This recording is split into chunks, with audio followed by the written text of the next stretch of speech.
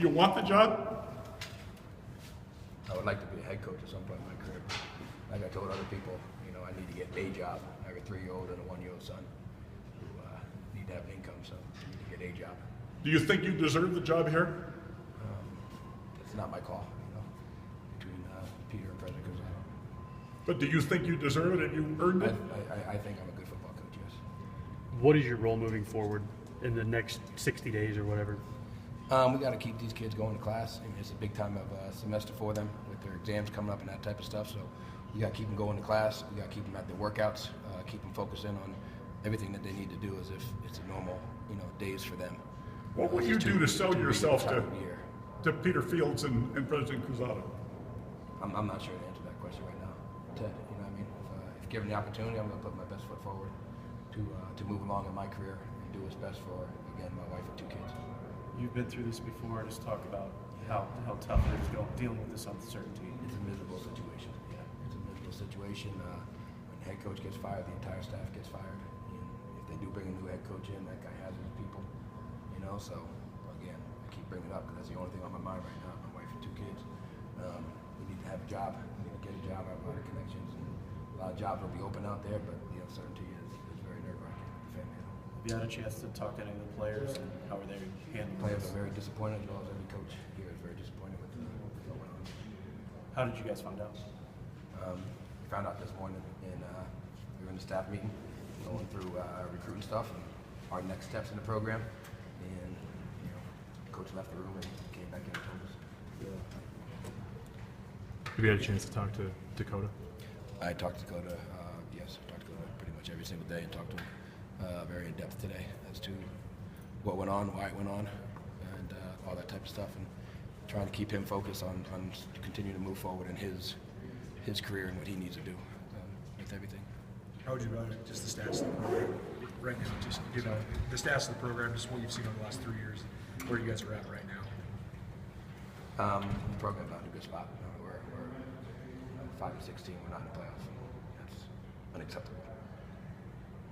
Would you like to stay here if given that chance? Is this a place that your family likes and you're comfortable? We love Bozeman, yes. Okay. We love Bozeman. It's a great place. It's a great program. Bobcat Nation's awesome, all that type of stuff. But if given that opportunity, like I said, I'll put my best foot forward. If not, I've got to find income for Brock and Bryce. So what's the next few days like for you guys, you and all the coaches? Is it just a mad dash?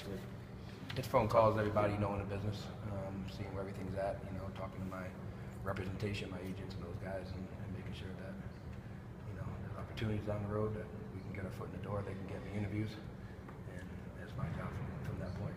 You know, put a lot on what we've done this last 2 years offensively. The numbers that we put up, you know, is a positive thing.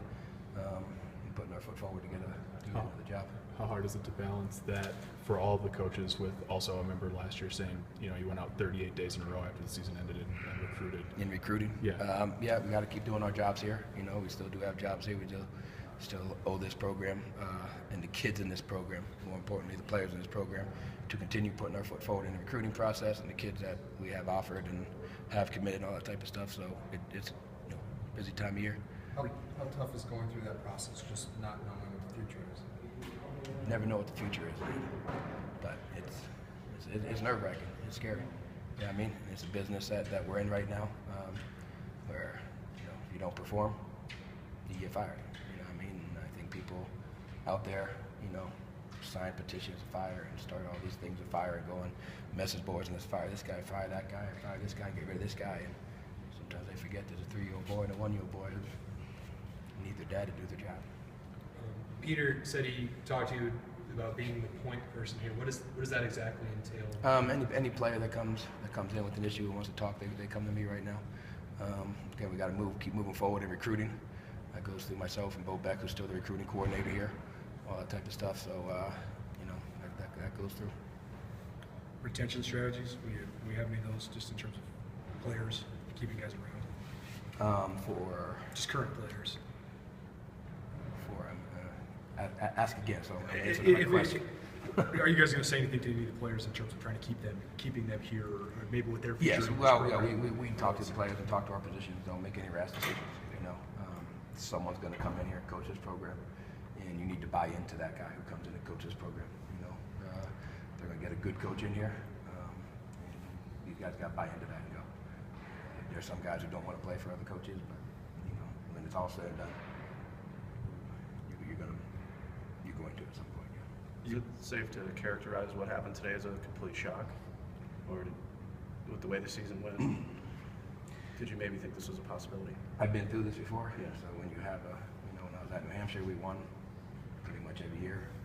At FIU, we had a bad season. Here, I was more shocked at FIU because now I know that nothing means anything except winning at that moment. When you have a bad season, it's always on your mind that stuff could happen. Was I shocked and surprised? Yes. You know, Rob Asher's an outstanding coach. Did a great job in this program. We had a bad year. Yes. Did it fulfill our expectations? Yes. Was I shocked? Of course. But you know, Peter Fields and President Audette, the program need to go in a different direction, and they're decision makers. So. How grateful are you to Rob for giving you this opportunity and getting to work with him for a couple It's awesome, man, working with the guys that coaching that long. I've learned so much from him. I had the opportunity to work for 3 different head coaches right now. If you met the other 2 head coaches I worked for, they're completely different than Rob in a lot of ways. But you learn from everybody. I learned a lot from Rob. It's been a great opportunity to work for a guy who's been coaching as long as he has. I've learned a lot from him, take a lot from him, have nothing but respect for him, you know, and wish him as much luck down the road as the rest of the staff. What do you think the potential of this program is? Sky's the limit for this program. It should be an elite program in the country. With the resources we have, with the stadium we have, with the fan base we have, and all that type of stuff, it should be one of the elite programs in the country. Dakota's redshirt junior, is he on track to graduate in May or this summer? Dakota will graduate this semester. He'll be graduating in December. You were quoted as saying he doesn't want to play for anyone else but you. Can you talk We to have him? a very good relationship. Very good relationship. I have two real sons, and I have Dakota. That's what I got. You know what I mean? So we got a very good relationship. All right. Thanks, guys.